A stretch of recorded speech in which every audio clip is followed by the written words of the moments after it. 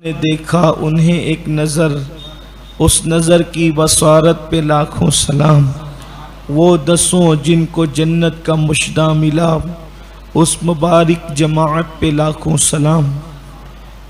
آج امیر المومنین، امام المجاہدین، غیظ المنافقین،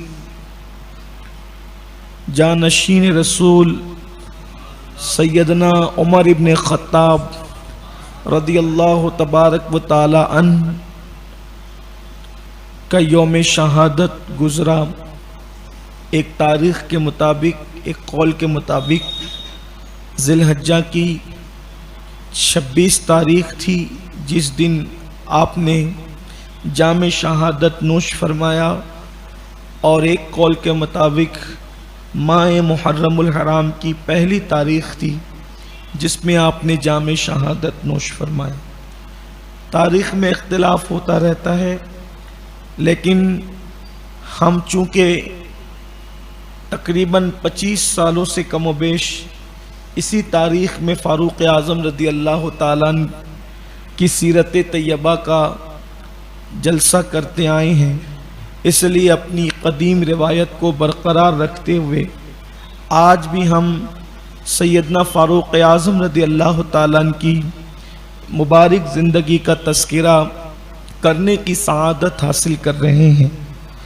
قرآن مقدس کی آیہ کریمہ کے جس حصے کی تلاوت کی ہے، اللہ تعالیٰ نے کامیاب بندوں کی نشانی بیان فرمائی، قد افلح من تزکا، جن لوگوں نے اپنے نفوس کو پاک کر لیا، جنہوں نے اپنے من کو پاک کر لیا، وذکر اسم ربہ فصلی، اور انہوں نے اللہ کا ذکر کیا اور انہوں نے نماز کو قائم کیا، اللہ نے ان کو کامیاب فرمایا۔ کامیاب مومن کی نشانی یہ بیان فرمائی۔ یہاں عرض یہ کرنا ہے کہ یہاں قرآن کہہ رہا ہے جنہوں نے اپنے من کو پاک کیا وہ کامیاب مومن ہے، اس کی دنیا اور آخرت کامیاب ہے۔ میں اپنا من پاک کروں تو اپنی طاقت کے مطابق کروں گا، اپنی روحانیت کے مطابق کروں گا، اپنی کوشش اور کاوش کے مطابق کروں گا۔ یہ ساری امت کا حال ہے۔ سرکار غوثیت مآب نے اپنا من پاک کیا، اپنی روحانیت کے مطابق کیا۔ غریب نواز نے اپنا من پاک کیا، اپنی روحانیت کے مطابق کیا۔ محبوب الہی نے من پاک کیا، اپنی روحانیت کے مطابق پاک کیا۔ مخدوم اشرف جہانگیر سمنانی نے من پاک کیا، اپنی روحانیت کے مطابق۔ لیکن جو صحابہ کرام ہیں انہوں نے اپنا من خود نہیں پاک کیا، بلکہ ان کے من کو مصطفیٰ جان رحمت نے پاک کیا۔ تو ہر پاک کرنے والے کا اپنا اعتبار ہے۔ تو اوروں نے اپنا من خود پاک کیا، حالانکہ وہ بھی فیضان مصطفیٰ جان رحمت ہے، لیکن صحابہ کرام کے من کو ڈائریکٹ مصطفیٰ جان رحمت نے پاک کیا۔ اللہ تبارک و تعالیٰ نے اپنے حبیب صلی اللہ علیہ وآلہ وسلم کو مزکی بنا کر کے بھیجا، مزکی کائنات بنا کر کے بھیجا، مزکی عالم بنا کر کے بھیجا۔ تو حضور اکرم صلی اللہ علیہ وآلہ وسلم نے صحابہ کے قلوب و اذہان کو پاک کیا اور پھر ان کو قرآن مقدس کے سانچے میں ڈالا۔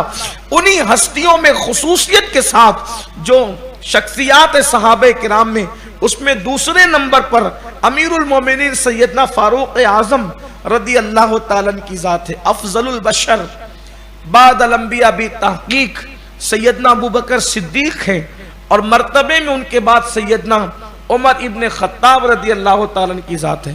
چونکہ صحابہ کرام میں ترتیب ہے، حضور علیہ السلام کی ترتیب، خلافت کی ترتیب بھی ہم فضیلت کی ترتیب مانتے ہیں۔ حضور کی خلافت الگ ترتیب ہے، اس لیے فضیلت بھی الگ ترتیب ہے۔ فاروق اعظم رضی اللہ تعالیٰ نے 27 سال کی جوانی میں آپ نے اسلام قبول کیا۔ جب آپ کی عمر شریف صرف 27 سال کی تھی، اور بھی اقوال اس میں ہیں، 27 سال کی عمر میں آپ نے اسلام قبول کیا، اور آپ 40ویں مسلمان ہیں، یعنی آپ 40ویں نمبر پر مسلمان ہوئے ہیں۔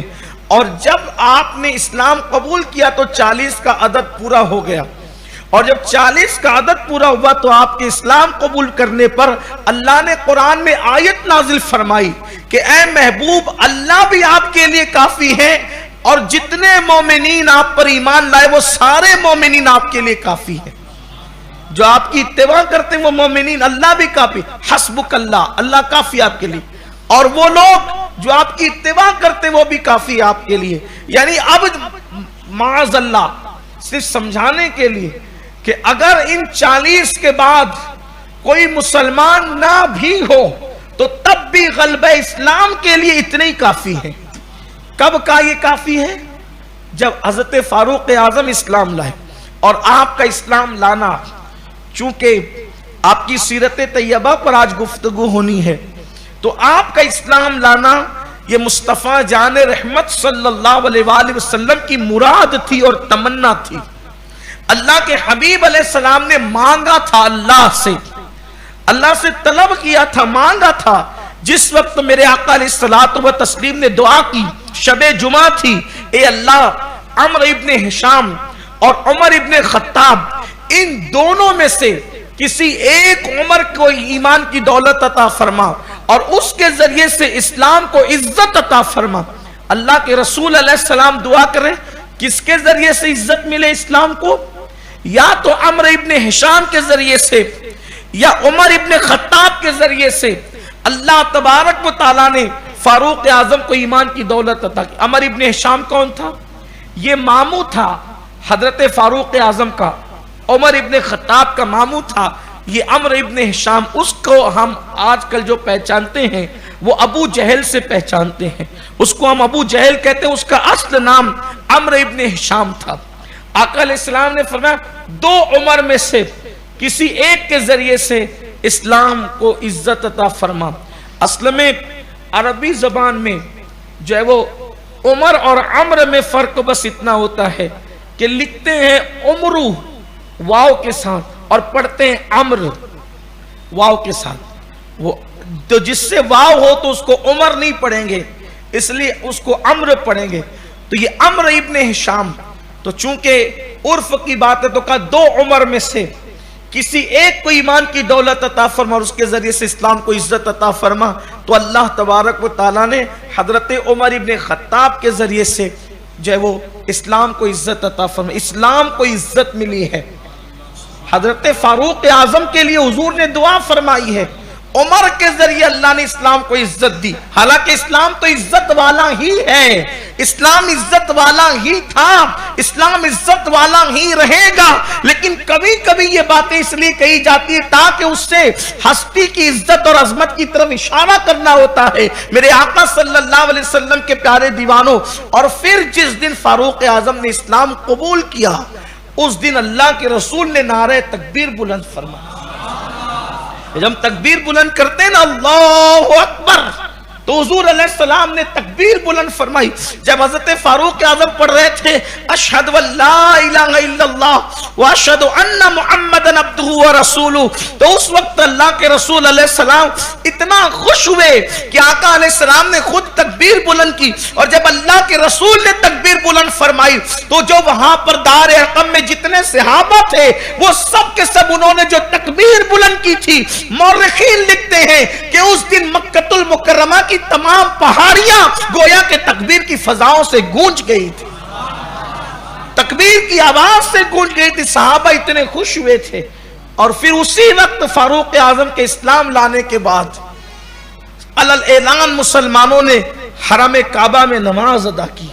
اسی اشارہ دے رہا ہوں، اس سے پہلے میں کئی نشستوں کے اندر تفصیل کے ساتھ ان واقعات کو بیان کر چکا ہوں. آپ نے اللہ کے رسول علیہ السلام سے عرض کی کہ یا رسول اللہ کیا ہم حق پر نہیں ہیں؟ تو اللہ کے حبیب علیہ السلام نے فرمایا ہم بالکل حق پر ہیں. اور فرمایا کہ ہم چھپ کے نماز کیوں پڑھتے ہیں؟ تو ہم علل اعلان نماز پڑھیں گے. حالانکہ آپ کہیں گے کہ اس وقت تو نماز فرض تو ہوئی نہیں تھی، 5 وقت کی فرض نہیں ہوئی تھی، لیکن مسلمان اس وقت بھی نماز پڑھتے تھے. بعض لوگوں نے کہا 2 وقت کی پڑھتے تھے، صبح اور شام کی. اس میں ایک تفصیل ہے، تحقیق ہے، اس کی طرف نہیں. لیکن البتہ نماز پہلے ہی دن سے جب اسلام آیا تو نماز بھی آئی. البتہ 5 وقت کی نماز نہیں تھی، یہ معراج میں فرض ہوئی، کیونکہ نماز کی فرضیت سے پہلے جب نجاشی کے دربار میں یہ تو فرضیت نماز سے پہلے کا واقعہ ہے، تو جب نجاشی نے پوچھا حضرت جعفر طیار سے کہ تمہارے نبی کس چیز کی طرف دعوت دیتے ہیں، تو انہوں نے ایمان کے بعد نماز کا ذکر کیا۔ اس کا مطلب اس وقت بھی نماز تھی، لیکن اس کی تفصیل میں بہت زیادہ محققین نے جو ہے وہ الگ الگ انداز سے اپنے خیالات کا اظہار کیا ہے، اور آپ جانتے ہیں کہ میں کوئی محقق کی حیثیت سے آپ کے سامنے نہیں بیٹھتا ہوں، میرا کام صرف اتنا ہے کہ آپ کے سامنے آپ کے فائدے کی کوئی دین کی اصلاح کی گفتگو کر دوں۔ مزید آپ کو تحقیقی اگر گفتگو پڑھنی ہے تو پھر آپ محققین کی طرف جائیں، آپ کو وہاں پر ملے گا۔ جیسے مثال کے طور پر اس پر بڑی تفصیلی گفتگو ضیاء النبی کے اندر علامہ پیر کرم شاہ ازہری صاحب نے کی ہے، اور بھی ان جیسے لوگوں نے بہت تفصیل سے گفتگو کی ہے، شبلی نعمانی نے بھی اس پر بڑی تفصیلی گفتگو کی ہے، ادھر آپ جو ہے وہ اس کو دیکھ سکتے ہیں۔ لیکن بہرحال نماز کی فرضیت یعنی 5 وقت کی نماز کی فرضیت سے پہلے 2 وقت کی نماز یا نماز بہرحال پڑھی جاتی تھی۔ تو فاروق اعظم نے عرض کیا کہ پھر ہم حرم میں نماز کیوں نہیں پڑھتے؟ تو اللہ کے رسول علیہ السلام نے اندیشہ ظاہر کیا ان کا، کیونکہ آقا کریم صلی اللہ علیہ وآلہ وسلم کو اپنے اصحاب سے بڑی محبت تھی، بڑا پیار تھا، اور ان کو نقصان پہنچنے کا اندیشہ تھا، اس لیے اللہ کے حبیب علیہ الصلوۃ والتسلیم جو ہے وہ دار ارقم میں نماز ادا فرماتے تھے، صحابہ گھروں میں نماز پڑھتے تھے۔ تو میرے آقا علیہ السلام نے اندیشہ ظاہر کیا، تو ایک طرف حضرت امیر حمزہ نیزہ لے کر کھڑے ہوئے، دوسری طرف فاروق اعظم تلوار لے کر کھڑے ہوئے، اور پھر دونوں کی جو ہے وہ گویا کہ سربراہی کے اندر اور دونوں کی نگرانی کے اندر جو ہے وہ یہ قافلہ پہنچا، اور پہلی مرتبہ حرم کعبہ میں مسلمانوں نے نماز ادا کی۔ پھر اس کے بعد فاروق اعظم کو ان کو بھی پیٹا گیا، ان کو بھی مارا گیا، ان کو بھی تکلیف پہنچائی گئی، لیکن سیدنا فاروق اعظم کا ایک روب تھا، ایک دبدبہ تھا۔ آپ چونکہ جو ہے وہ اللہ تعالیٰ نے آپ کو سفیر کا مقام عطا کیا تھا، زمانے جاہلیت میں بھی آپ کی خطابت، آپ کی سفارت یہ بڑا مقام رکھتی تھی۔ تو فاروق اعظم رضی اللہ تعالیٰ جو ہے ایک جانے مانے خاندان کے فرد تھے، جانی مانی شخصیت تھی۔ آپ عرب کے اس زمانے میں بڑے خطبہ میں آپ کا شمار ہوتا تھا، اوکاس کے میلے کے اندر جب آپ خطاب فرمایا کرتے تھے فاروق اعظم رضی اللہ تعالیٰ۔ اسی طریقے سے انصاب، علم الانصاب، نسب کا علم اللہ نے آپ کو بہت زیادہ دیا تھا۔ زمانے جاہلیت کے شعراء کے اشعار آپ کو بہت زیادہ یاد تھے، اور آپ کا شغف اور زندہ دلی کا حال یہ تھا کہ کبھی کبھی پوری رات جو ہے سفر کے اندر آپ صحابہ سے کہتے اور ساتھیوں سے کہتے کہ ان شعراء کے اشعار پڑھو، اور اس میں کبھی کبھی پوری رات بھی گزر جایا کرتی تھی۔ جب رات کا آخری پہر آتا تو آپ فرماتے اب قرآن کی تلاوت کا وقت آ گیا، تلاوت کرو۔ اس سے پتہ چلا کہ سفر کے اندر اشعار کو جو مختلف جو اشعار ہوتے ہیں الگ الگ شعراء کے، اس کو سننے سے کوئی ممانعت اسلام میں نہیں ہے۔ اور اس کا ایک مرتبہ بلکہ سفر حج میں بھی تھے تو کچھ لوگوں نے جو ہے وہ اونٹوں کو دوڑانے کے لیے اشعار گانے شروع کیے، لیکن ڈر بھی رہتے کہ فاروق اعظم کے مزاج سے واقف تھے کہ آپ جلال میں آ جائیں گے، تو ایسے وقت میں جو ہے لوگوں نے سوچا کہ منع نہ کر دیں، تو آپ نے منع نہیں فرمایا۔ جب منع نہیں کیا تو کسی نے کہا کہ سفر حج میں جا رہے اس زمانے جاہلیت کے شعراء کے اشعار پڑھتے ہیں، آپ منع نہیں فرماتے کہ چپ رہو، اس لیے کہ یہ اونٹوں کو دوڑانے کے لیے یہ جو اشعار ہیں گویا کہ یہ بہت بڑا کام انجام دیتے ہیں، ان کا زاد راہ ہے، یہ ان کا زاد سفر ہے، یہ ان کا توشہ سفر ہے یہ۔ تو آپ نے جب منع نہیں فرمایا تو پھر انہوں نے جو ہے وہ ان اشعار کو پڑھنا شروع کیا اور ایک سما بن گیا۔ تو گویا کہ فاروق اعظم رضی اللہ تعالیٰ جہاں بہت زیادہ سخت تھے شریعت کے معاملے میں، وہیں زندہ دل بھی تھے، اور آپ خود بہت کم اشعار کہتے تھے، لیکن زمانے جاہلیت کے شعراء کے اشعار آپ کو بہت زیادہ یاد تھے، اور آپ جو وہ ان کا تذکرہ بھی فرماتے تھے، اور آپ اکثر و بیشتر جو وہ صحابہ کرام کو سلسلے کے اندر گفتگو بھی فرماتے تھے۔ اسی طریقے سے اللہ تبارک و تعالیٰ نے آپ کو علوم قرآن، علوم حدیث پر بڑا درک عطا فرمایا تھا۔ اس کی تو کوئی اس کا تذکرہ ہی نہیں، صرف سورۃ البقرہ ایک سورت 2.5 پارے پر مشتمل فاروق اعظم رضی اللہ تعالیٰ عنہ نے اللہ کے رسول صلی اللہ علیہ وآلہ وسلم سے 12 سال میں سیکھی تھی۔ آپ اندازہ کریں، سکھانے والا معلم کائنات ہو اور سیکھنے والا عمر ابن خطاب ہو، اور 12 سال میں ایک سورت سکھائی جا رہی ہو، تو حضور علیہ السلام نے کیا کیا نہیں سکھایا ہوگا، اور فاروق اعظم نے کیا کیا نہیں سیکھا ہوگا۔ یہ آپ کے علوم تھے، بڑا علم تھا، لیکن فاروق اعظم رضی اللہ تعالیٰ عام طور پر مذہب کے معاملے میں بڑے مضبوط، جریح، بے باک واقع ہوئے۔ اللہ تعالیٰ نے آپ کو بڑی استقامت دی تھی، بڑی بہادری دی تھی، بڑی جرأت دی تھی، اور ساتھ ہی ساتھ کافر اور منافقین پر آپ بڑے سخت تھے، اسی لیے آپ کو غیظ المنافقین اور امام المجاہدین کے لقب سے یاد کیا جاتا ہے۔ بڑے سخت تھے۔ بدر کے معاملے میں جب مشورہ کیا اللہ کے رسول علیہ السلام نے قیدیوں کے حوالے سے، تو فاروق اعظم نے کہا کہ یا رسول اللہ ان سب کی گردنیں اڑا دو۔ صدیق اکبر نے مشورہ دیا، حضور یہ ہمارے بہرحال دور نزدیک کے رشتہ دار ہیں، تو ان کو فدیہ لے کر کے چھوڑ دیں۔ بعد میں قرآن مقدس کی آیت فاروق اعظم کی رائے کی تائید میں آئی۔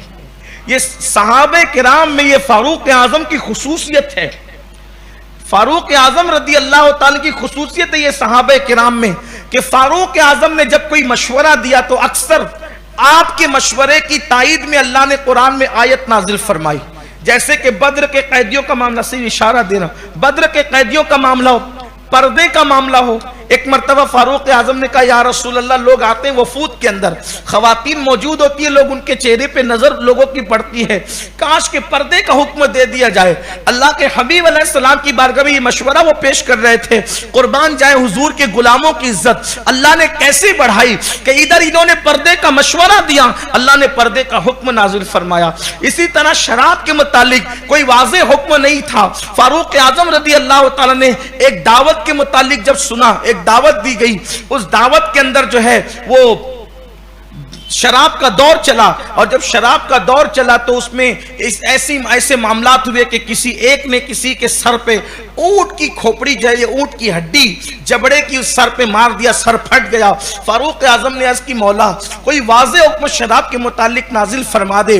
اللہ کے حبیب علیہ السلام سے عرض کی یا رسول اللہ کوئی واضح حکم شراب کے متعلق بیان فرما دے۔ فاروق اعظم نے گزارش کی اور شراب کی حرمت کا حکم نازل ہوا۔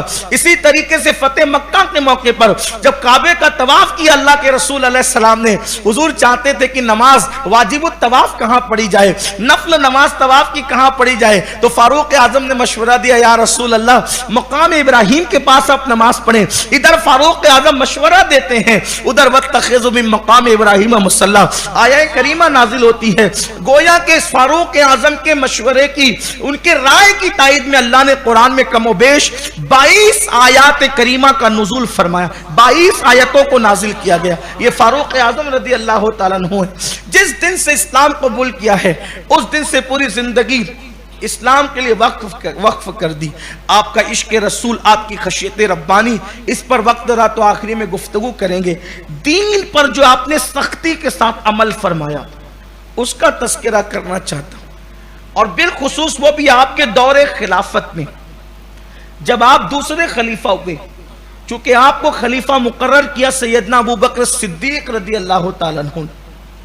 صدیق اکبر جب دنیا سے تشریف لے جانے لگے تو آپ نے فرمایا کہ میں اپنے بعد مومنوں کا امیر جو ہے عمر ابن خطاب کو مقرر کرتا ہوں۔ تو لوگوں نے کہا کہ بڑے سخت مزاج ہیں، ان کے مزاج بہت سختی تھی، مزاج میں بہت سختی تھی۔ مزاج کی سختی کا عالم یہ تھا کہ جلدی سے کوئی ٹک نہیں سکتا تھا سامنے۔ اسلام قبول کرنے سے پہلے بھی یہی حال تھا اور اسلام قبول کرنے کے بعد بھی یہی۔ البتہ اسلام قبول کرنے کے بعد تبدیلی اور یہ تھی تربیت رسول کی بنیاد پر کہ اپنوں کے معاملے میں بڑے نرم تھے لوگ، بڑے ان کو سخت سے سخت بات کہہ جاتے تھے، لیکن اپنی ذات کا معاملہ آتا تو بڑے نرم تھے فاروق اعظم، لیکن شریعت کا معاملہ ہوتا تو بڑے سخت تھے۔ آپ کے ہاتھ میں درہ رہتا تھا، جب آپ کا دور خلافت آیا تو درہ رہتا تھا، اور آپ بازار میں جاتے تھے اور جن کو خرید و فروخت کے مسائل نہیں معلوم ہوتے تھے اس کو مار کے بھگا دیتے تھے کہ تمہیں خرید و فروخت نہیں کرنا اگر تم مسائل نہیں جانتے۔ آپ کی طبیعت یہ تھی۔ شریعت کے معاملے میں بہت سختی، اور ایسے نہیں ہماری طرح نہیں کہ دوسروں کے معاملے میں سختی، ایسا نہیں، اپنی ذات کے معاملے میں زیادہ سختی۔ آج ہمارا معاملہ الٹ ہے، شریعت کی بات آتی ہے تو دوسروں کے لیے بڑی سختی اور اپنے لیے بڑی نرمی۔ جیسے مثال کے طور پر، اب اس کی کیا مثال دوں، اس کو چھوڑ دیجئے، ٹائم میں اتنی گنجائش نہیں ہے۔ وہ کہتے ہیں نا کہ کچھ کہوں تو کہا نہیں جاتا، چپ رہوں تو رہا نہیں جاتا۔ شریعت کی مثال کے طور پہ یوں کہہ لیں آپ، اپنے معاملے میں اور دوسروں کے معاملے میں، یعنی دوسرا اگر دف بھی بجا رہا ہو شادی کے موقع پر تو آپ کہیں گے یہ تو حرام ہے، اور خود کی بیوی ڈھول پیٹ رہی ہو تو کہا کہ وہ تھوڑا گھر والے ضد کر رہے تھے نا، اس لیے وہ نہیں مان سکے۔ یعنی یہ حالات ہوتے ہیں لوگوں کی، فوراً طبیعت بدلتی ہے، فوراً انداز بدلتے ہیں۔ لیکن ان لوگوں کا حال یہ تھا، ان لوگوں کی کیفیت یہ تھی، اپنے معاملے میں سخت تھے، دوسروں کو نرمیاں پیش کرتے تھے، دوسروں کے لیے نرم خو تھے۔ تو فاروق اعظم رضی اللہ تبارک و تعالیٰ عنہ اسلام قبول کرنے کے بعد بہت سختی سے شریعت پر قائم رہ کر کے زندگی گزاری، اور جب دور خلافت آیا، صدیق اکبر سے کسی کا سخت ہے بہت، فرمایا کہ میں نے ان کی اچھائیاں دیکھ کر ان کو مومنوں پہ امیر مقرر کیا ہے، اور پھر دعا کہ اے اللہ تو میری نیت کو جانتا ہے، اور میں نے اچھا سمجھا مسلمانوں کے لیے، اس نے ان کو امیر مقرر کیا۔ اب جو اچھا کرے گا وہ اچھا پائے گا، جو برا کرے گا اللہ کی بارگاہ میں وہ جواب دہ خود ہے۔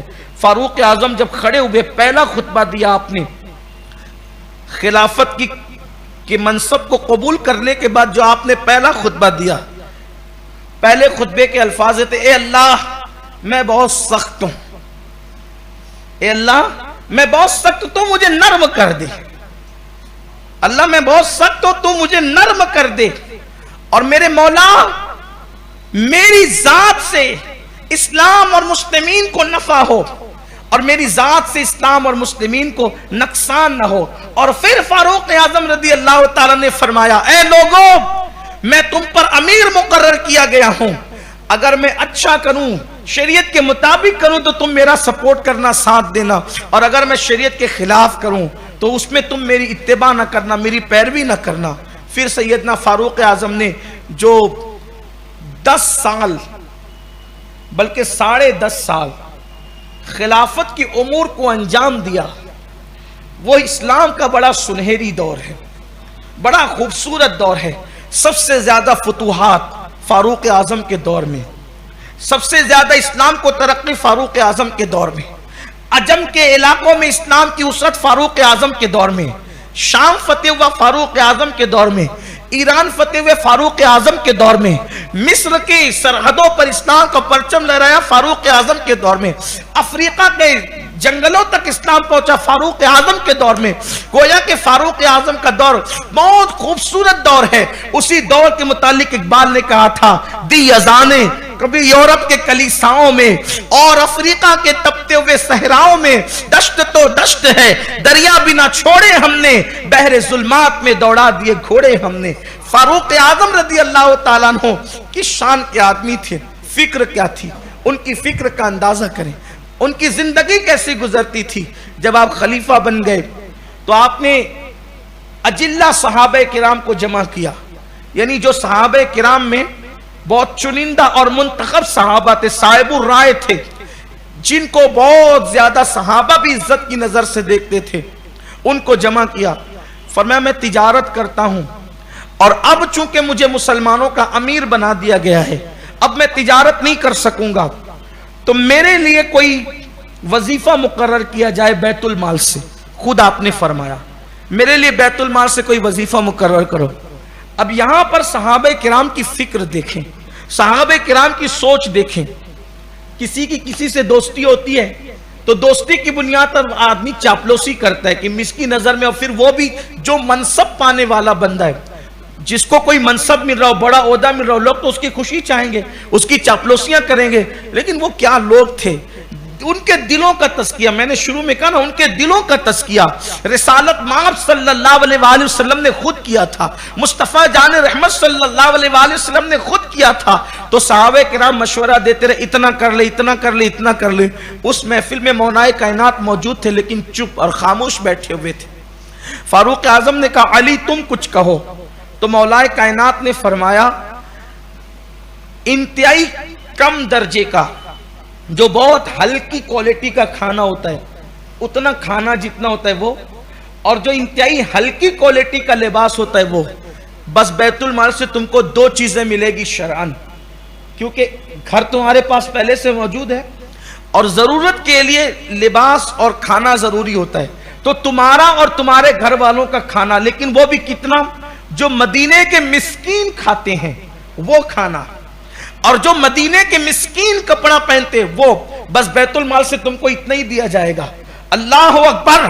فاروق اعظم رضی اللہ تعالیٰ نے اس کو قبول فرمایا، اور پھر فاروق اعظم رضی اللہ تعالیٰ نے جب امیر المومنین بننے سے پہلے گھر والوں کو اچھا کھلایا، سب کیا، خود تو اس وقت بھی نہیں کھایا، لیکن فاروق اعظم رضی اللہ تعالیٰ جب خلیفہ بن گئے، امیر بن گئے، تو پھر فاروق اعظم کے گھر میں کبھی اچھا کھانا نہیں بنا، اچھی ڈش نہیں بنی، اور فاروق اعظم کے لباس کا حال یہ ہوتا تھا کہ مدینے کے مسکین بھی تو اچھے کپڑے پہنتے تھے، اس سے بھی کم درجے کا لباس مسلمانوں کا امیر خلیفۃ المسلمین تین بر اعظموں پر بلا شرکت غیر حکومت کرنے والے فاروق اعظم جو ہے وہ لباس پہنتے تھے، آستینیں جو ہے پھٹی ہوتی تھی، اس سے ڈورے نکل رہے ہوتے تھے، لباس پر جو ہے وہ پیون لگے ہوئے ہوتے تھے، اور وہی لباس پہن کر فاروق اعظم مسجد نبوی میں خطبہ پڑھتے، وہی لباس پہن کر فاروق اعظم وفود سے ملاقات کرتے،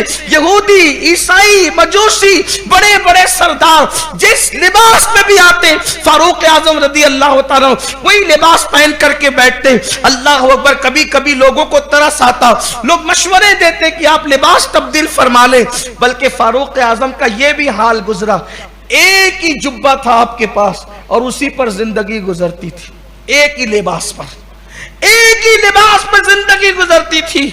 ایک دن متعینہ وقت، جمعہ کا وقت، متعینہ وقت کے ٹائم کے حساب سے فاروق اعظم جمعہ میں نہیں آئے، فاروق اعظم دیر سے جمعہ میں آئے، لیٹ آئے،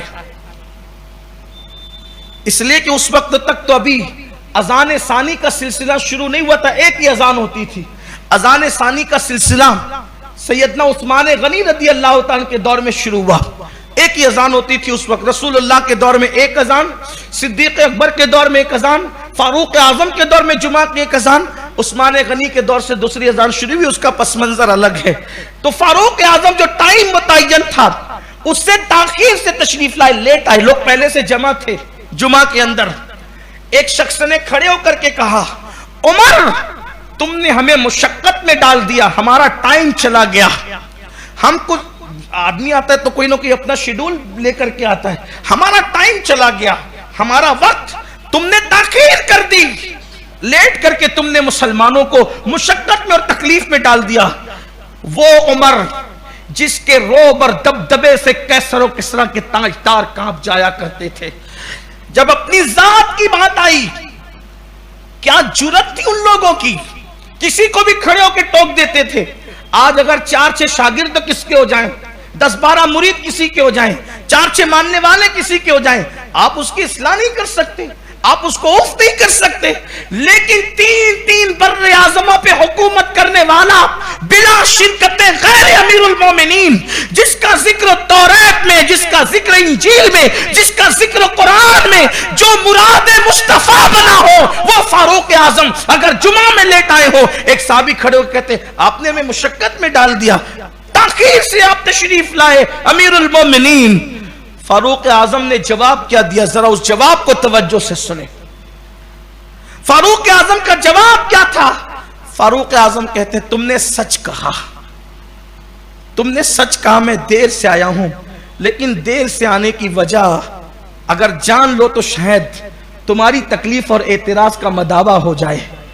عمر کے پاس صرف یہی ایک جبہ ہے، عمر کے پاس صرف یہ ایک جبہ ہے، جب جمعہ میں آنے لگتا ہوں تو آنے سے پہلے اس کو دھو کر کے سوکھنے کے لیے ڈال دیتا ہوں۔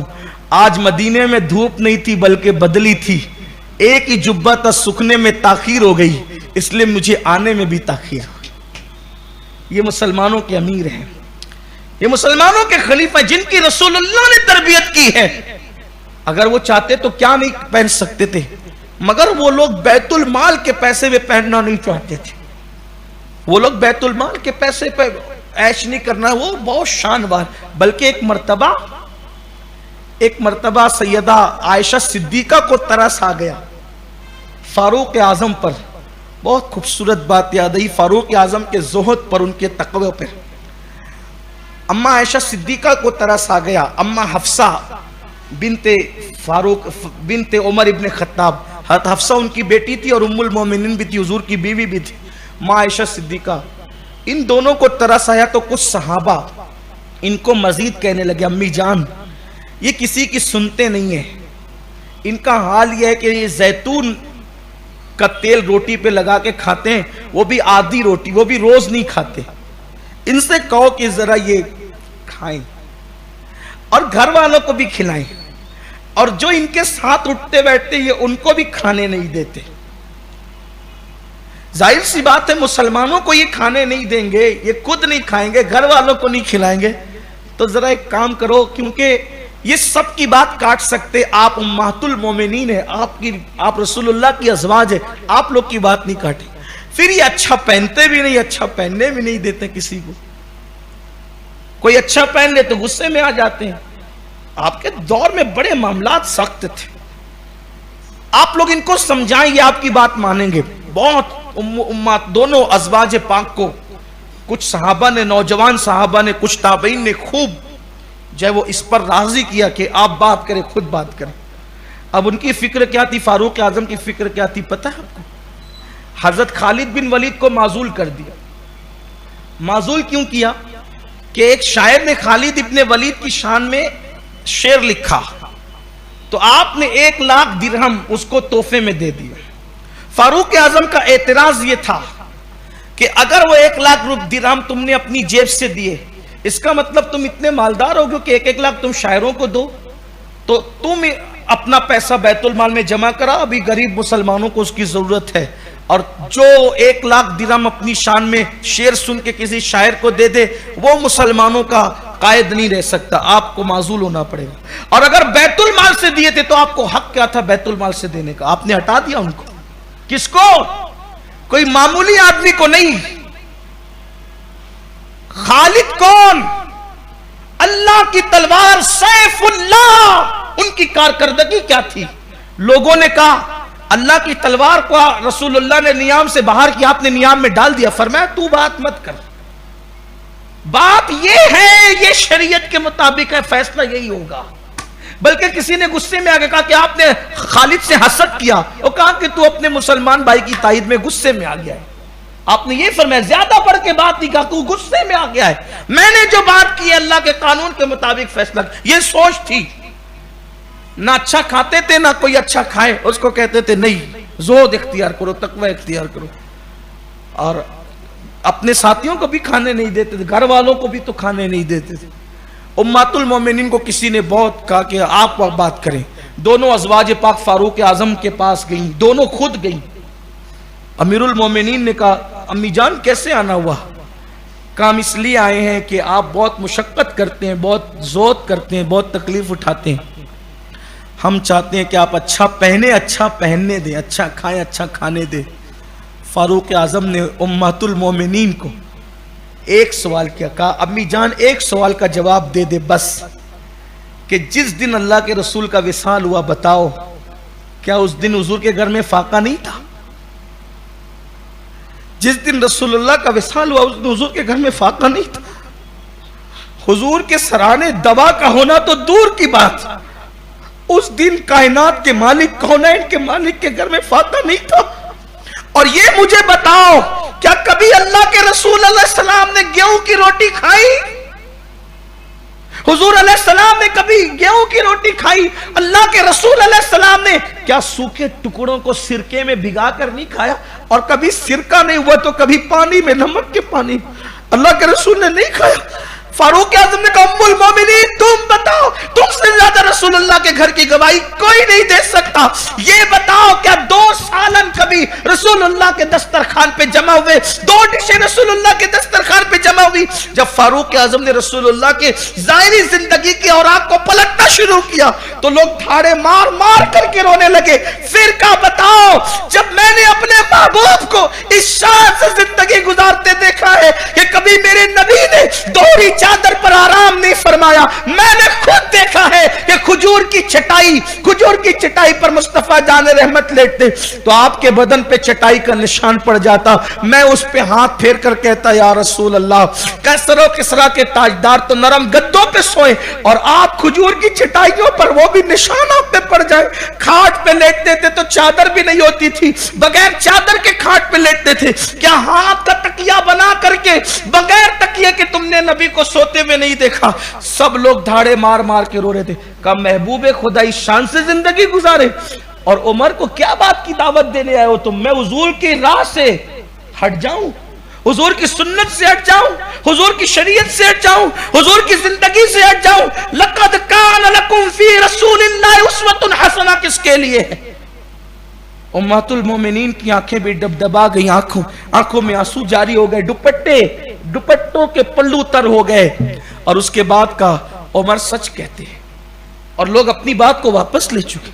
ये फारूक आजम रदी अल्लाह तआला थे। एक मर्तबा कहत साली का दौर आया, कहत साली के दौर में मुसलमानों को फारूक आजम खाना तकसीम करते थे। खाना घर में आए तो देखा कि उनका बेटा हलवा खा रहा है, आपने हलवा छीन लिया। फरमाया, मदीने के लोग रोटी के टुकड़ों को तरसे, मदीने के लोग रोटी के टुकड़ों, उमर का बेटा हलवा खाए, मैं अल्लाह को जवाब क्या दूंगा? आपने छीन लिया। तबीयत ये थी आपकी। एक मर्तबा एक फकीर, एक भिखारी आपके पास भीख मांगने आए। फारूक आजम है ये, क्या बताएं हुजूर ने क्या बनाया था? आप ढूंढते रहिए, चिराग लेकर नहीं, सूरज लेकर ढूंढिए, ये लोग को नहीं पाएंगे आप। दीन पे हम कहाँ हैं? दीन पे मैं यही बात तो कर रहा हूं आपके सामने। हमारे पास दीन की मालूमात है, हमारे पास दीन नहीं रह गया। दीन का है हमारे पास, ये है दीन पे अमल करने वाले। उनकी जिंदगी पढ़ो तो हैरत होती है। एक फकीर है, हमारे पास भी रोजाना लोग फकीर आते हैं, वो भीख मांग रहा था और उसके दोनों थैली लटकी हुई थी, दोनों थैली, और दोनों में अनाज भरे हुए थे। उसने कहा, अल्लाह के नाम पे दे दो। फारूक आजम ने दोनों छीन लिए, पहले थैले छीने, ये फारूक आजम थे, दोनों थैले छीने और छीन करके गुलाब से कहा, इसको मदीने के गरीबों में तकसीम कर दो। कहा, अब तेरे पास कुछ नहीं है, अब तेरे लिए भीख मांगना जायज है, ये ले, और उसको दे करके रुखसत की। जब तू 2 थैले लटका करके भीख मांग रहे तो तुझे जरूरत क्या है? हमारे पास भी लोग आते हैं, जितना भिखारियों के पास आजकल के दौर में मैं समझता हूं कि शायद बहुत सारे कुछ ऐसे सेठ लोगों के बेचारे उनके पास नहीं होगा जितना भिखारियों ने जमा कर रखा है। लॉकडाउन के अंदर मैंने सुना लोगों से कि लोगों ने मांग मांग कर इतना जमा किया कि शायद देने वालों के घर में उतना नहीं था फिर जितना जमा करने वालों के घर में। ये मुसलमानों की फिक्र है, ये मुसलमानों की सोच है। तो ये जो हम लोगों को देते ना, जो कमा सकते हैं, जो खिला सकते हैं, जो बोझ उठा सकते हैं, उनको भीख दे करके गोया हम उनको बिगाड़ रहे हैं। और अगर कोई मौजूद होता हम उसके पास 10 की नोट नहीं बल्कि 100 की निकालते ताकि लोग देख करके समझें कि हम भी देने वालों में हैं, देने वालों में हमारा भी शुमार है। अरे जो कमा सकते हैं उनको मत दिया करो, उनको नसीहत करो अच्छे से, बेटा जा कमा, संवर, तालीम हासिल कर, अपने घर का बोझ उठा, मांग मत। इस्लाम मांगने वालों का मजहब नहीं है, इस्लाम देने वालों का मजहब है। और सैयदना फारूक आजम ने फिर मांगने का सिस्टम जो खत्म किया, फारूक आजम के दौर में भीख मांगने का सिस्टम खत्म हो गया था। क्या वो नबी का जानशीन था? आपने भीख मांगने का सिस्टम ही खत्म किया। कैसे? कि फारूक आजम ने फरमाया, जितने भिखारी हैं सबको पकड़ो और सबको ला करके एक इमारत में जमा करो, उनको खिलाने की जिम्मेदारी बैतुल माल की, हुकूमत की। आप खिलाते थे, आप खर्चा देते थे, रोजाना खर्चा उनको दिया जाता था, खिलाया जाता था। यतीम खाने का सबसे पहले जिसने सिस्टम कायम किया, यतीम खाना सबसे पहले जिसने कायम किया वो फारूक आजम है। लावारिस बच्चों के लिए सबसे पहले जिसने इंतजाम किया वो फारूक आजम है। सबसे पहले पुलिस छावनी जिसने कायम की वो फारूक आजम है। पुलिस का निजाम जिसने सबसे पहले कायम किया वो फारूक आजम है। फौजी वर्दियां जिसने सबसे पहले निजाम दिया वो फारूक आजम है। इसी तरीके से जो है वो कासिदों का वो सिस्टम फौजों के हवाले से जिसने रिवाज दिया वो फारूक आजम है। इसी तरीके से अल्लाह अकबर, ये जो यूरोप के अंदर बर्तानिया और जो यूरोपीय ममालिक जो है, अमेरिका के अंदर, बर्तानिया के अंदर, यूरोपीय ममालिक के अंदर जो लोग शहरी होते हैं जिनको हुकूमत की तरफ से वजीफे और तनख्वाह मिलती है, उसको सबसे पहले जिसने कायम किया है वो सैयदना फारूक आजम की जात है, उमर इब्न खत्ताब की जात है रदी अल्लाह ताला। हिजरी कैलेंडर सबसे पहले जिसने लोगों को दिया ये फारूक आजम रदी अल्लाह ताला है। हुजूर अलैहिस्सलाम की हिजरत को गोया के फारूक आजम ने लोगों के ज़हन और दिमाग में ताज़ा कर दिया, फारूक आजम रदी अल्लाह ताला। इसी तरीके से काफिरों से जिजिया लेने के मामले में और जिजिया लेकर फिर फारूक आजम ने बाज़ मकामात पर उसको वापस भी किया। वजह क्या बनी? उनकी जान पर हमला हो गया। फारूक आजम ने कहा जिजिया वापस करो। का क्यों? का इसलिए वापस करो कि तुमने उनकी जान और माल की हिफाजत का पैसा लिया था, जबकि तुम उसकी हिफाजत न कर सके, इसलिए तुम्हें इसको वापस करना चाहिए। आपने वापस किया फारूक आजम रदी अल्लाह ताला। तो मैं अर्ज ये कर रहा था कि आपकी जिंदगी बड़ी जाहिदाना थी। आप कैसर रोम से, रोम के बादशाह से आपके ताल्लुकात बहुत अच्छे हो गए थे। इतने अच्छे ताल्लुकात हो गए थे कि खत आते जाते थे, खत आते जाते रहते थे। अब ताल्लुकात इतने अच्छे हुए कि तोहफे तायब भी आते जाते रहते थे। फारूक आजम की बीवी थी, बड़ी चहीती बीवी। कई बीवियां थी जिसमें सबसे चहीती थी उम्मे कुलसूम बिनते अली। ये इमाम हुसैन के सगे बहनोई भी है। हज़रत उम्मे कुलसूम इनके निकाह में थी, तो चूंकि थी ज़हीन और सैयदा फातिमा की बेटी होने की वजह से बड़ी सखी भी थी, तो आप के ताल्लुकात बादशाह से थे, तो हज़रत उम्मे कुलसूम के ताल्लुकात उस बादशाह की बीवी से थे। तो हज़रत उम्मे कुलसूम बिनते अली जो ज़ौजा थी फारूक आजम की, उन्होंने इत्र की चंद शीशियां रोम के बादशाह की बीवी को भेजा तोहफे में। हज़रत उम्मे कुलसूम बिनते अली ने, जो ज़ौजा है, बीवी है फारूक आजम की, चंद शीशियां इत्र की आपने तोहफे में भेजा। किसको? रोम के बादशाह की बीवी को। अब वो बादशाह की बीवी थी, यहां तो बड़ी कैद थी, इतना ही ऐसा ही। तो यहां जितनी इनकी बिसात थी उतना इन्होंने खुशबू भेज दी। अब जब वहां खुशबू पहुंची तो उसने क्या किया, बादशाह की बीवी ने, कि कांच की शीशियों में हीरे जवाहरात भर के वापस तोहफा भेजा। अब वो तोहफे आए तो फारूक आजम ने कहा ये कहां से आए? कहा हमने बादशाह की बीवी को इत्र भेजा था, तो उसने ये भेजा। तो कहा तुमने भेजा था, तो ये कासिद किसका था? कहा कासिद तो हुकूमत का था, सरकारी कासिद था। तो कहा जाने वाला हमारा आदमी हुकूमत का, लाने वाला हमारा आदमी। तुम्हारी इत्र में कितना पैसा लगा? कहा इतने पैसे। तो कहा उतने पैसे तुम अपने ले लो और बाकी ये पूरे जो जवाहरात और ये जो सब कुछ आए हैं ये हुकूमत के खजाने में जमा करो, इसको मुसलमानों की जरूरत, मुसलमानों को इसकी जरूरत है, मैं तुम्हें इस्तेमाल करने नहीं दूंगा। ये फारूक आजम थे, सैयदना फारूक, ये शान वाले लोग थे। और बहुत सी चीजें याद आती है। आखिरी दो बात अर्ज करके अपनी बात खत्म करता हूँ। फारूक आजम रदी अल्लाह ताला, एक मर्तबा आपकी तमन्ना थी, एक तमन्ना थी आपकी, वो तमन्ना पूरी ना हो सकी। आपकी तमन्ना ये थी कि मैं जहां जहां इस्लामी हुकूमत है सबका दौरा करूं और हर शहर के अंदर या हर सल्तनत में, हर हुकूमत में मैं 2-2 महीने क़याम करूं और मैं खुद लोगों से पूछूं कि तुम्हारी ज़रूरत क्या है, तुम्हें तकलीफ क्या है, तुम्हें मसाइल क्या है। फारूक आजम ने अपने ख़ानदान के किसी आदमी को कभी हुकूमत के मामले में इन्वॉल्व नहीं किया, कभी इन्वॉल्व नहीं दिया। कोई पैसा मांगने आए तो भी नहीं दिया, तुम्हारा हक नहीं मिलेगा। जब बाद में सबके वजीफे मुकर्रर हुए वजीफे, तो जो सबका वजीफा अहले बद्र में से मुकर्रर हुआ तो تو وہی فاروق اعظم کو بھی مل جاتا تھا. اس سے پہلے حالات ایسے تھے, لیکن جب مل جاتا تھا اس کے بعد بھی حالت یہ تھی کہ صبح کو آتا تو شام تک سب بانٹ دیتے تھے. یہ کیفیت تھی فاروق اعظم رضی اللہ عنہ. اور آپ کی عادت تھی کہ روزانہ لوگوں سے ملتے تھے اور کہتے تھے تمہارے مسئلے کیا ہیں, مسائل کیا ہے, وہ بتاؤ, حل کرتے تھے. آپ نفل عبادت پر لوگوں کی خیریت کو ترجیح دیتے تھے. فاروق اعظم کا مزاج یہ تھا.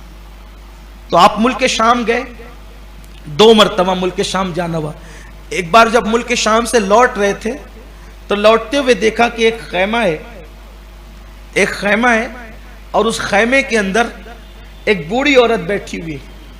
بڑے عجیب اس کے حالات ہیں, قسم پرسی کے عالم میں. آپ نے سواری روک دی. اچھا, آپ ایسے ہولیے میں رہتے تھے کہ لوگ آپ کو پہچان بھی نہیں پاتے تھے, بلکہ لباس بھی بہت عامیانہ ہوتا تھا. شام والے, مصر والے اور عراق والے آتے تھے تو پوچھتے تھے مسلمانوں کا شہنشاہ کہاں ہے, مسلمانوں کا بادشاہ کہاں ہے, مسلمانوں کا امیر کہاں ہے. وہ ڈھونڈتے رہتے تھے. اور فاروق اعظم رضی اللہ عنہ مسجد نبوی شریف میں کبھی بیٹھے ہوتے, بلکہ حضرت عمرو ابن عاص رضی اللہ تعالیٰ عنہ نے ایک مرتبہ کرسی بنا لی اپنے لیے. وہ چونکہ وہ وہاں تھے, دمشق میں تھے, تو انہوں نے اپنی کرسی بنا لی حضرت عمرو ابن عاص نے. آپ بہت طویل عرصے تک کے مصر میں بھی رہے, بہت طویل عرصے تک کے مصر میں بھی رہے, لیکن ان دنوں کی بات ہے جب وہ دمشق میں تھے.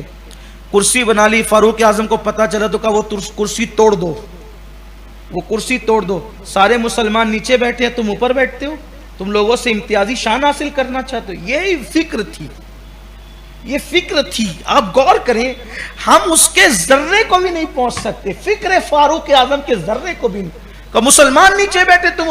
ایک بار حضرت عمرو ابن عاص کے بیٹے نے ایک مسلمان کو تماچا مار دیا, حالانکہ وہ بھی صحابی تھے, عبداللہ ابن عمرو ابن عاص. ہو گئی کوئی بات, تماچا مار دیا. عبداللہ ابن عمرو ابن عاص نے, مصر کے گورنر کا بیٹا, خود بھی صحابی ابن صحابی, تماچا مار دیا. فاروق اعظم کو پتا چلا, بلایا دونوں باپ بیٹوں کا, دونوں آؤ. اور جو خط میں جملہ لکھا وہ بہت خوبصورت ہے. فاروق اعظم نے جو خط میں جملہ لکھا بہت فرمایا, ماؤں نے بچوں کو آزاد پیدا کیا, تم نے غلام کب سے بنا لیا. ماؤں نے بچوں کو آزاد پیدا کیا, تم نے غلام کب سے بنا لیا.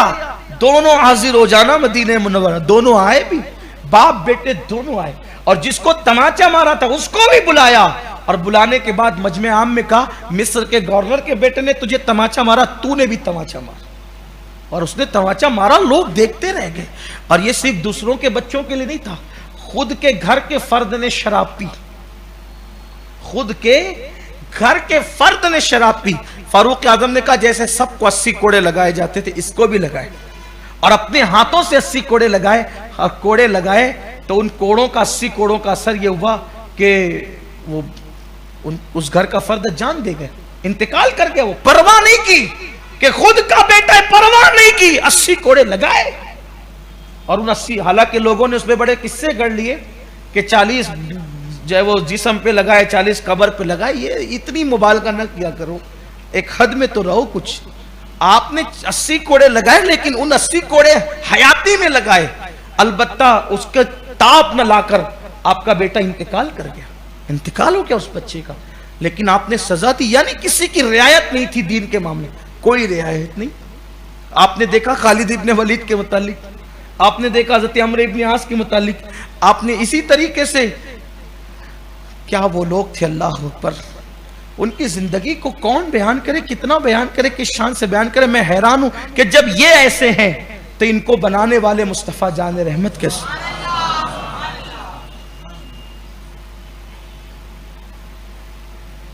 تو آپ بہت معمولی لباس میں ہوتے تھے. تو بوڑھی عورت کے خیمے میں جب آپ تشریف لے گئے تو آپ نے کہا مائی کیا حال ہے. تو کہا کہ دیکھ رہے وہ جنگل میں خیمہ لگا کے پڑی ہوئی. کہ عمر کو جانتی ہوں, کہاں وہ ہمارا امیر ہے, مومنوں کا امیر ہے. کہا کیسا ہے وہ. کہا اس نے ایک حبہ بھی کبھی نہیں دیا. حبہ کہتے ہیں ایک دانہ بھی اس نے کبھی نہیں دیا, ایک دانہ بھی اس نے کبھی نہیں دیا ہمیں. کہا مائی تو یہاں ہے, عمر مدینے میں ہوگا, اتنی دور رہتا ہے وہ, تو اس کو تیرے حال کی کیسے خبر ہو سکتی. اس عورت نے جواب دیا اگر اس کو میرے حال کی خبر نہیں ہے تو وہ مسلمانوں کا امیر کیوں بنے؟ کیا ضرورت ہے اس کو خلیفہ بننے کی اگر وہ میری خبر گیری نہیں کر سکتا؟ فاروق اعظم پھوٹ پھوٹ کے رو پڑے، اور وہ 3 بر اعظموں پہ حکومت کرنے والے فاروق اعظم جس کے نام سے کیسر و کسریٰ کے تاجدار کانپتے تھے، اس عورت سے کہتے مائی تم عمر کو معاف کر دو، اس سے راضی ہو جاؤ۔ یہ فاروق اعظم رضی اللہ عنہ کا حال۔ اگر پتہ چل جائے کہ مدینہ منورہ میں کوئی قافلہ آیا ہے، ایک قافلہ مدینہ منورہ میں رات کو اترا، فاروق اعظم عبد الرحمن ابن عوف کے پاس گئے۔ حضرت عبد الرحمن ابن عوف نے کہا امیر المومنین بغیر اطلاع کے چلے ہیں، مجھے بلا لیتے میں آ جاتا۔ فرماتے کام ہے تم سے۔ کہا کیا کام ہے؟ کہا پتہ چلا ہے کہ مدینہ منورہ میں ابھی رات کو قافلہ اترا ہے، تو چلتے ہیں ہم رات بھر پہرا دیتے ہیں تاکہ ان کو کوئی تکلیف نہ ہو۔ اور فاروق اعظم حضرت عبد الرحمن ابن عوف کو لے کر پوری رات پہرا دیتے رہے۔ یہ فاروق اعظم تھے۔ مجھے بتاؤ ان میں سے کوئی ایک اس سے بہت چھوٹا کام بھی ہم لوگوں کی خیر خواہی کا کرتے ہیں؟ ہم نے تسبیح مصلی داڑھی ٹوپی صرف اسی کو پورا دین سمجھ لیا ہے۔ یہ فاروق اعظم ہے، فاروق اعظم۔ فاروق اعظم رات کو گشت کرتے تھے، کوئی ضرورت مند تو نہیں، مدینہ منورہ سے 3 میل کے فاصلے پہ 3 میل کے فاصلے پہ دورہ کرتے کرتے نکلے۔ رات کو دیکھا ایک میاں بیوی وہاں پر پریشان ہے، وہاں پہنچے بھی کیا بات ہے؟ تو کہا کہ ہم مسافر ہیں، سردی ہے، تو کہ یہ کرہنے کی آواز اندر سے کس کی ہے؟ کہا میری بیوی کی آ رہی ہے۔ کہا کیوں روتی ہے یہ؟ کہا اس کے بچے کی ولادت کا وقت قریب ہے۔ کہا رکو میں ابھی آتا ہوں۔ فاروق اعظم رضی اللہ عنہ گھر گئے، اپنی پیاری زوجہ حضرت ام کلثوم کو ساتھ لیا اور ساتھ میں گڑ لیا، کھجوریں لی اور کچھ جو کے دانے لیے، گھی لیا، اور وہ لے کر کے ساتھ چلے۔ اور اس کے بعد حضرت ام کلثوم کو جب ساتھ لائے تو اس سے کہا کہ اگر تم اجازت دو تو یہ بیوی ہے ہماری، اس کو ہم جو ہے وہ آپ کی بیوی کے پاس بھیج دیں۔ تو کہا کہ ٹھیک ہے آپ بھیج سکتے ہیں۔ اب یہ وہاں گئی، فاروق اعظم نے چولہا جلایا، اور بچے کی پیدائش کے بعد جو کھانا عورتوں کو کھلایا جاتا ہے وہ کھانا آپ تیار کرنے لگے۔ آپ غور کریں، مجھے بتائیں آپ کہ یہ جو فکر ہے، اسلامی فکر، یہ سوچ، ایک معمولی کسی نہ جان ہے نہ پہچان ہے نہ نام پتہ ہے نہ خاندان پتہ ہے نہ مذہب پتہ ہے، کچھ بھی پتہ نہیں ہے، بس ایک انسانیت کے ناطے انسان، مصطفیٰ کریم کی تعلیمات۔ وہاں پر آپ کی زوجہ پاک سیدہ ام کلثوم رضی اللہ تعالیٰ عنہ جب وہ اندر داخل ہوتی ہے، بچے کی ولادت ہوتی ہے۔ اب ان کو کیا پتا تھا کہ یہاں کیا معاملات ہیں؟ جیسے ہی بچہ پیدا ہوا، خوشی خوشی اندر سے آواز دیتی ہے امیر المومنین آپ کے دوست کو مبارکباد دیجئے کہ بیٹا پیدا ہوا۔ وہ کہنے لگے آپ امیر المومنین ہیں؟ وہ ہاتھ جوڑ کے مجھے معاف کر دیں میں پہچان۔ کہا نہیں بھائی، ہم تو خادم ہیں، خدمت کرنے والے لوگ ہیں۔ اور پھر آپ مبارکباد پیش کے کہا کہ کل آنا، جو تمہاری ضرورت ہے میں وہ تمہاری ضرورت کو پورا کر دوں۔ یہ فکر تھی۔ یہ ہم جو بزرگوں کے عرس مناتے ہیں، ان کا دن مناتے اس لیے نہیں صرف نعرے لگا کر کے گھر چلے جائیں، بہلا لے کیا اچھی تقریر ہوئی، نہیں، اس میں سے کچھ تو کریں۔ اتنا سب کچھ کرنے کے بعد اختتام پہ بات کرتا ہوں، آپ کی شہادت پڑھتا ہوں، اختتام پر۔ اتنا سب کچھ کرنے کے بعد نمازیں آپ کی، روزے آپ کے بے مثال، عبادتیں آپ کی بے مثال۔ اللہ کے رسول نے فرمایا میرے بعد کوئی نبی ہوتا تو عمر ابن خطاب ہوتے، لیکن میرے بعد کوئی نبی نہیں ہے۔ اللہ کے رسول علیہ السلام نے فرمایا عمر کو دیکھ کر شیطان رستہ بدل دیتا ہے۔ اللہ کے رسول علیہ السلام نے فرمایا کہ ہر امت میں ایک محدث ہوتا ہے، میری امت کا محدث عمر ابن خطاب ہے۔ پوچھا یا رسول اللہ یہ محدث کون ہوتا ہے؟ تو آقا علیہ السلام نے فرمایا جس کی زبان پہ خدا کلام فرماتا ہے، جس کی زبان سے حق جاری ہوتا ہے، جس کی زبان سے فرمان خدا جاری ہوتا ہے۔ بڑی باتیں کہی فاروق اعظم کے لیے، جس کا ذکر توریت میں، انجیل میں، قرآن میں آقا علیہ السلام نے بہت فضیلت بیان کی فاروق اعظم رضی اللہ عنہ کی۔ جب آپ کی زندگی کا اختتام ہونے لگا، جب فیروز نام کے ایک مجوسی غلام نے آپ پر حملہ کیا حالت نماز میں، تو آپ زخمی ہو گئے، آپ کو گھر لایا گیا، اور جب گھر لایا گیا تو آپ کو چارپائی پر لٹا دیا گیا۔ یہ آپ کی شہادت کا وقت ہے، بوقت شہادت یہ حالت ہے۔ فاروق اعظم نے اپنے بیٹوں سے کہا میرے بیٹوں، تم نے کبھی میری نافرمانی نہیں کی، میں نے جو کہا وہ تم نے کیا، اب میری زندگی کا آخری وقت ہے، امید ہے کہ آج بھی تم میری نافرمانی نہیں کرو گے۔ میرے بچوں ایک کام کرو، مجھے چارپائی سے اتار کے زمین پہ ڈال دو۔ اور فاروق اعظم رضی اللہ عنہ کی شہادت کے خوبصورت لمحات یہ ہیں، جن کے رتبے ہیں سوا ان کو سوا مشکل ہے، جن کو نبی پاک نے جنت کی بشارتیں دی، جنہوں نے اللہ رب العزت کی خوف میں اتنے آنسو بہائے کہ آنسوؤں کے نشان چہرے پر، جن کے جنتی ہونے کا تذکرہ توریت اور انجیل میں آیا، صحابہ کرام نے جن کو اللہ کی نشانی کہا، صحابہ کرام نے جن کو اللہ کی نشانیوں میں سے نشانی مانا، وہ فاروق اعظم بوقت وصال بوقت شہادت کہتے ہیں مجھے زمین پہ ڈال دو۔ بچوں نے اٹھا کے زمین پہ ڈالا، زمین پہ ڈالا تو یہ رخسار کبھی مٹی پہ ملتے، زمین پہ مٹی پہ ملتے اور کہتے اللہ عمر کی مغفرت کر دے، اور کبھی یہ رخسار مٹی پہ ملتے اور کہتے اللہ عمر کی مغفرت اور بخشش کر دے۔ سوچو تو صحیح، جن کا جنتی ہونے کی بشارت اللہ کے رسول نے دی، جن کے لیے رضی اللہ عنہم ورضوا عنہ کا مصداق قرآن نے سنایا، جن کے لیے قرآن کہتا ہے اشداء علی الکفار، جن کے لیے اللہ کے رسول فرمائے میرے بعد کوئی نبی ہوتا تو عمر ابن خطاب ہوتے، لا نبی آبادی، مگر میرے بعد کوئی نبی نہیں، وہ فاروق اعظم اپنی مغفرت کی دعا کر رہے بوقت وصال۔ اور ہم نے بھی کبھی اپنے لیے مغفرت کی دعائیں کی، اتنے گڑ گڑا کے، اتنے رو کر، جن کی زندگی میں فجر کی نماز نہیں، جن کی زندگی میں ظہر نہیں، جن کی زندگی میں عصر کا پتہ نہیں، جن کی زندگی میں مغرب عشاء غائب، جن کا حال یہ ہے کہ حلق تک پیٹ بھر بھر کر کے کھانا کھاتے ہیں اور نیند بھر بھر کر کے سوتے ہیں، غفلت کی زندگی ہے، دل مردہ ہو چکے ہیں، آنکھیں آوارہ ہو چکی ہے، آنکھیں پاپ کر رہی ہے، آنکھیں عورتوں پہ بد نظری کر رہی ہے، مال کا مس یوز ہو رہا ہے، مال کا غلط استعمال ہو رہا ہے، اس کے باوجود بھی کبھی مغفرت کی دعا نہیں کی، کبھی دعا بھی کی تو ادھر دیکھا ادھر دیکھا اور ایسے مغفرت کی دعا کی۔ یہ وقت کا امیر المومنین جانشین رسول، جس نے رسول کے مصلی پر 10.5 سال تک کی امامت کی، جس نے گویا کہ جو رسول اللہ کے مصلی کا حق ادا کیا، وہ فاروق اعظم چہرہ زمین پہ مل کے کہتے ہیں اللہ عمر کی مغفرت کر دے، عمر کی مغفرت کر دے۔ ان کے گھر میں اور بھی صحابہ موجود تھے کیونکہ شہادت کا وقت قریب تھا۔ لوگوں نے کہا امیر المومنین آپ تو وہ ہیں کہ جن کی وجہ سے 3 بر اعظموں پہ اسلام کا پرچم لہرایا۔ امیر المومنین آپ تو وہ ہیں جن کو رسول اللہ نے مانگ کر لیا، جو مراد رسول ہے، جو رسول اللہ کی مراد ہے۔ یہ باتیں کرتے رہے۔ فاروق اعظم نے کہا لوگوں چپ رہو، فاروق اعظم نے کہا لوگوں چپ رہو، میں تمہاری جنت چاہتا ہوں، تم بھی میرا بھلا چاہو، میں تمہاری جنت چاہتا ہوں، تم بھی میرا بھلا چاہو، چپ رہو۔ یہ منقبت پڑھنے کا ٹائم نہیں ہے کہ آپ ایسے اور آپ ایسے ہیں، دعا کرو اللہ میری مغفرت کر دے۔ فرماتے ہیں میں تو بس اتنی تمنا کرتا ہوں، توجہ کریں، فاروق اعظم کی زندگی کے اختتامی جملے، فاروق اعظم کہتے ہیں میں تو بس اتنی تمنا کرتا ہوں اللہ قیامت کے دن نہ مجھے جہنم میں ڈالے۔ میری تمنا کتنی ہے؟